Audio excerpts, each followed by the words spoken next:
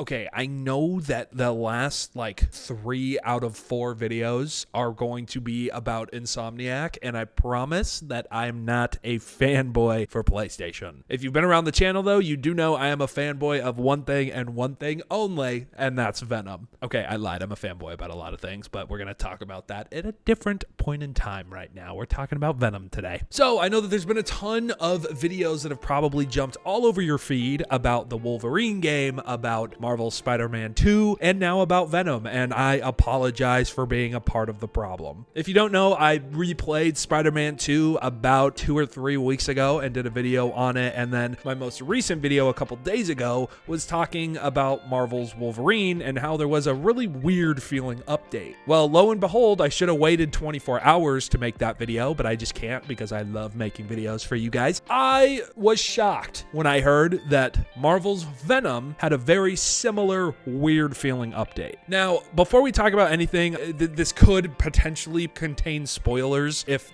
whatever Venom project is being made, so warning there. I'm also going to touch on Spider-Man 2's ending, so again, spoilers if you haven't played the game for whatever reason. And just know that everything we talk about is just rumors, okay? Let's not get our fucking hopes up like I probably will. So there was a recent report online that outlined some fresh information about Insomniac's long-running rumored Venom PS5 game. Now, if you're new to the whole Venom game situation, essentially back in the mega leak of 2023, there was a Venom game and Venom project that was basically ousted by this leak. And pretty much within it, it served that Venom would be a AA sized game that would basically be the bridge between Spider-Man 2 and Spider-Man 3, a lot like the Miles Morales game. And obviously we had a ton of hints and just conversation from Tony Todd himself before he unfortunately passed away, but he teased it a lot. He teased a lot of future projects with specifically Yuri Lowenthal, but just in general for Venom. Now with this leak, Venom was supposed to release in 2025, but at this point we are about 3 months away, and if they were to do a state of play in September and announce the Venom game,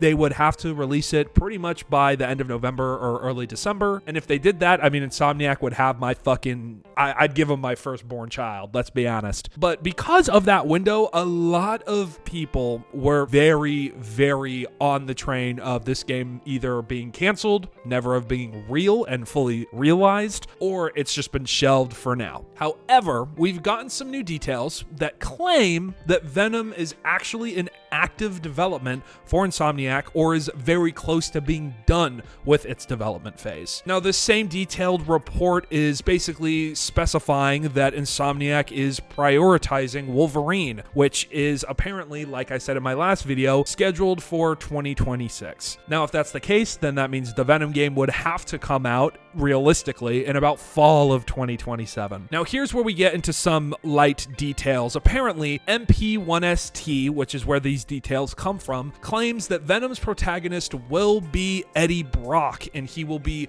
very much more attuned to his source material in terms of looks and just overall character. They're going to try to stick more to the comic book version of Eddie versus the Tom Hardy films, which, I mean, as long as they're pulling from Donny Cates' Venom run or the original Lethal Protector run for this Eddie Brock, I'm so fucking here for it. And apparently his appearance mirrors the comics a lot more. Short blonde hair, possibly bearded, a squat jawline, and very muscular, which, I mean, it's fucking Eddie Brock, not Flash Thompson, right? Like, of course. And then in terms of characters that are rumored for the Venom game, Cletus Cassidy's Carnage, because that was set up in Spider-Man 2, as well as the more authentic version of Anti-Venom. If you don't know, yes, in Spider-Man 2, Peter gets the Anti-Venom suit. However, that is not the true, like, Anti-Venom symbiote special, like, monster thing that Eddie gets in the comics. It's more attuned to the agent anti-Venom suit that Flash gets later in the comics. But apparently Eddie Brock will eventually wield and maintain total control over anti-venom. But again, these are all rumors and speculation, so please take it with a grain of salt. And that last bit really worries me. Like, it worries me a lot. I have this very big fear now because of this rumor and because of these articles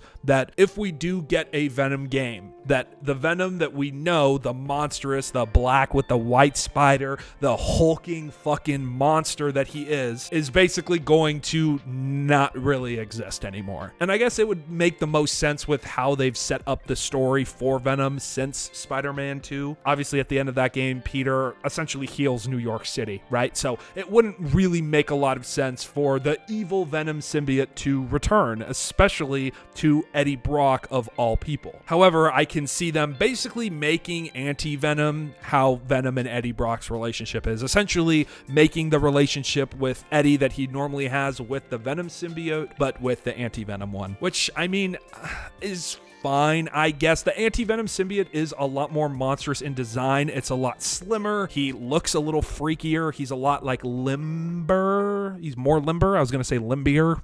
But that design for a character might fit more accustomed to how Peter and Miles' character models in the games work versus Venom being this huge hulking like character that flies around now. But I don't know, man. I feel like if you're gonna make a Venom game, don't fucking make it into an anti-Venom game, bro. Like, I'm so okay with them letting us play as Venom and letting us just play as a fucking asshole for the first portion of the game, and then for some reason Eddie maybe loses the symbiote and he has to don the anti-Venom one to save the symbiote, but let us return and be as Venom. I don't want anti-Venom to be the end-all be-all for Eddie Brock here, because it just doesn't really make sense for Eddie as a character. Eddie's entire real character development from the Donny Cates Venom run, his entire personality and really his character arc from that comic book run is his acceptance of being the King in Black, his acceptance of being Venom and him just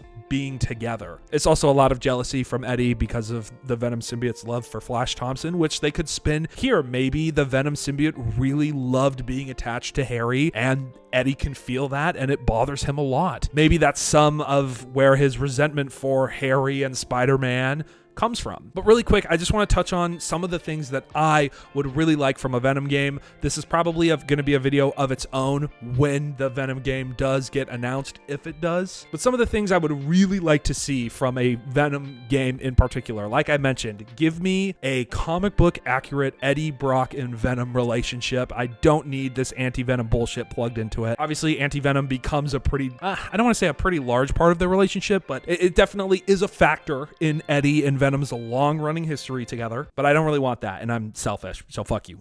I don't want that. And instead of giving me a relationship with Eddie Brock and Peter, if they want to do something different, have Eddie Brock have more of a relationship with Miles as Spider-Man. Especially if this is a bridge from Spider-Man 2 to Spider-Man 3, then Peter is in retirement mode. He's not going to want to really be Spider-Man at this specific point in time. And I'm sorry, but Venom and Eddie have a really interesting relationship with Miles that I'm not going to touch on right now, just because it could be a possibility for them to interpret into a future Venom or future Spider-Man Miles Morales spinoff game. But I mean, they have a very interesting relationship because of what happens with Venom. So I would love to see that played more, or I guess explored more is the word I should use there. And if you have to give us some Agent Venom stuff, just don't. Like, I don't really want Agent Venom to be in the Venom game. Maybe like for a mission or two, but I'm good. I don't need it. Anyways, that's it. That's all I'm going to talk about in this video, and I'm going to keep getting my hopes up. I think that honestly, the Venom game at this point probably has about a 20% chance of actually happening and about an 80% chance of it being shelved. I'm really done getting my expectations up. I think I'll always keep an eye out for it. I'm always going to be wearing my Venom sweater during a state of play until Sony comes out and says that they are never making a Venom game. Like that, that's it. But let me know what your thoughts are in the comment section down below. If you're a Venom fan, let me know what you would love to see now that it's been pretty much rumored that Eddie is going to be the protagonist for the game. And let me know your thoughts too, if you are a Venom fan, about this anti-Venom control that Eddie supposedly will get in the game. Anyways, this has been Nate. I'll see you guys in the next video. I promise I swear to God, my next video will not be an Insomniac video. I'm going to be making a Nintendo hate video. Okay, there we go. The Nintendo fanboy is hating on Nintendo in the next video. Anyways, I'll see you guys in a couple days with that. Bye.